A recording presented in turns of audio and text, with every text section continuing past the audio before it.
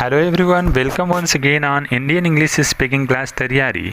Guys, आज के इस वीडियो में मैं लेकर आया हूं आपके लिए ट्रिक एंड ट्रांसलेशन के सीरीज़ में use of use to have का प्रयोग। ध्यान दें कि इस use of use to have का प्रयोग आज हम आपको देने वाले हैं 5 स्ट्रक्चर के द्वारा, और इस पांचों स्ट्रक्चर के द्वारा आप यूज टू हैव का प्रयोग बिल्कुल आसानी से सीख सकते हैं।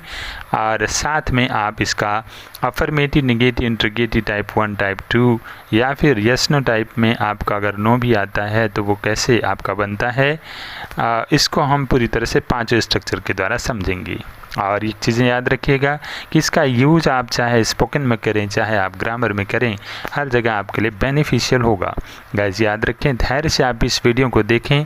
आई एम श्योर कि आपको पूरी बातें अच्छी तरह से आसानी से समझ में आ जाएंगी। ठीक है, तो ये सबसे पहला स्ट्रक्चर आज आपके सामने है, और ये पहला स्ट्रक्चर में आपका पहला अफर्मेटिव सेंटेंस है। इसके बारे में मैं आपको बता रहा हूँ। ठीक है, तो अफर्मेटिव सेंटेंस सबसे पहले हिंदी में हमने यहाँ पे एग्जाम्पल में दिया हुआ है कि अगर कोई सेंटेंस ऐसे आए कि मेरे पास एक छड़ी हुआ करती है, या फिर इसी हिंदी सेंटेंस को हम बोलें कि मैं एक छड़ी रखा करता हूँ, तो इसके लिए हम स्ट्रक्चर प्रयोग करेंगे। सबसे पहले हम यहाँ पे देखेंगे subject plus use two plus have plus आगे कोई भी नाउन है या एडजेक्टिव है या कोई भी ऑब्जेक्ट है उसको रखेंगे। ठीक है, इस हिसाब से इसका जो इंग्लिश बनेगा ये बन जाएगा आपका I use to have a stick. ठीक है, यह बिल्कुल सिंपल है, आसानी से आप इसको 100% यूज कर सकते हैं। ठीक, आगे हम बढ़ते हैं और लेते हैं नेगेटिव सेंटेंस को, और नेगेटिव स्ट्रक्चर को समझ करके नेगेटिव सेंटेंस बनाते हैं। याद रखिए, यह कहीं से भी आपको कंफ्यूज नहीं करेगा। ये आ गया आपका दूसरा, और इसमें हम आपको दे रहे हैं नेगेटिव सेंटेंस। ठीक है, तो नेगेटिव सेंटेंस सिंपल से सेंटेंस है, थोड़ा चेंज कर दिया हमने।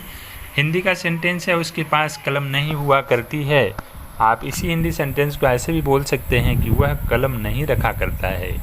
इन दोनों हिंदी सेंटेंसों के लिए स्ट्रक्चर जो बनेगा वो बनेगा आपका सबसे पहले सब्जेक्ट, फिर हेल्पिंग वर्ब, एचवी का मतलब हेल्पिंग वर्ब। ठीक है, फिर नॉट, फिर यूज टू, फिर उसके बाद में हैव, और उसके बाद में अगर आपका नाउन है या फिर एडजेक्टिव है या फिर कोई ऑब्जेक्ट है उसे आप रख करके आगे इंग्लिश में ट्रांसलेट करेंगे।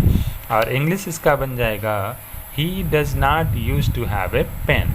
ठीक है, बिल्कुल सिंपल सा यह तरीका है जिसमें स्ट्रक्चर अगर आपको क्लियर है और यूज टू हैव अगर आपको क्लियर है तो आसानी से आप इसको ट्रांसलेट कर सकते हैं। ठीक है, आगे हम बढ़ते हैं और आते हैं इंट्रोगेटिव सेंटेंस की तरफ, और यस नो टाइप के क्वेश्चन को समझते हैं। ठीक है, यहाँ देखेंगे आप यस नो टाइप का क्वेश्चन अगर आता है तो इसमें सबसे पहले क्या हिंदी में रहता है। जैसे हिंदी में है कि क्या उस लड़की के पास कुत्ता हुआ करता है, या फिर हम इसी को ऐसे भी बोल सकते हैं कि क्या वह लड़की कुत्ता रखा करती है।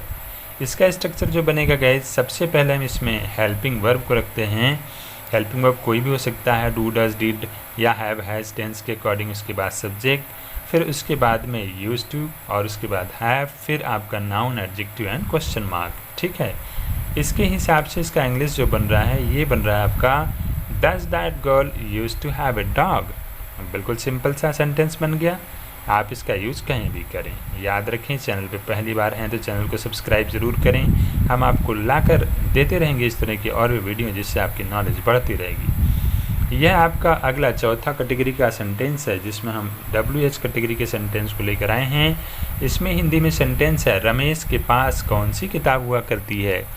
आप इस हिंदी सेंटेंस को इस तरीके से भी बोल सकते हैं कि रमेश कौन सी किताब रखा करता है। इसका स्ट्रक्चर जो बनेगा आप स्ट्रक्चर देख सकते हैं। सबसे पहले क्वेश्चन वर्ड, फिर हमारा हेल्पिंग वर्ब, फिर सब्जेक्ट, फिर यूज टू प्लस हैव, और इसके बाद में नाउन हो, एडजेक्टिव हो या फिर ऑब्जेक्ट में कोई भी हो उसे आप आगे रखकर क्वेश्चन मार्क लगाएंगे। ठीक, अब हम बात करें अगर इसकी इंग्लिश की, तो इंग्लिश आपका इसका बन जाता है which book does Ramesh use to have. ठीक है, तो गाइज आपने देखा कि WH कैटेगरी वाला क्वेश्चन भी हमने इस तरह से आसानी से बना लिया। ठीक है, आगे हम बात करेंगे लास्ट काइंड में, और जिसमें हम आपको इंट्रोगेटिव के साथ में अगर by the way negative word आ गया तो उसको कैसे ट्रांसलेट करेंगे यह चीज़ें सीखेंगे। ठीक है। गाइस ये हम आपके लिए लेकर आ गए हैं 5वीं कैटेगरी का सेंटेंस। और इस 5वीं कैटेगरी के सेंटेंस में हम देखेंगे कि रमेश के पास कौन सी किताब नहीं हुआ करती है। हिंदी का सेंटेंस है और इसको हम दूसरे तरीके से कह सकते हैं कि रमेश कौन सी किताब नहीं रखा करता है। इसका जो स्ट्रक्चर बनेगा ये बन जाएगा आपका, सबसे पहले क्वेश्चन वर्ड रखेंगे हम, फिर हमारा हेल्पिंग वर्ब होगा, फिर सब्जेक्ट होगा, फिर नॉट होगा, फिर यूज टू, फिर हैव, उसके बाद में नाउन है, एडजेक्टिव है या ऑब्जेक्ट है उसको रखेंगे। ठीक, इस तरह से हमारा जो इंग्लिश बनेगा ये बन जाएगा आपका which book does Ramesh not use to have. तो गाइज देखा आपने कि इस तरह से हमने इसको कितने आसानी से सीख लिया है।